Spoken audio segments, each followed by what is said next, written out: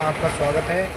आज मैं आपको बताता हूँ टू पिन के अंदर डोरी सेट करने का तरीका। आप देखिए इधर, देखो दोस्तों, मैंने ये छीन ली है, दोनों तरफ से वायर छीन लिया है। फिर उसके अंदर पहले ये सेट कर लिया है। हम देखते हैं ना कि कई बार के अंदर उसको रखे रहते हैं, जब कसते हैं तो उसको बाहर निकाल सकते हैं अपन आराम से।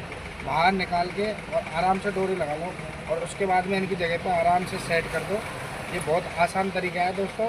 और इधर से दबा लो थोड़ा सा और ऊपर से इसको ढक्कन को लगा दो दूसरे को। और देखो दोस्तों, मतलब बहुत जल्दी आपकी सेट हो जाएगी डोरी। अब जैसे ये डोरी, ये देखो, ये टोटल सेट हो गई है।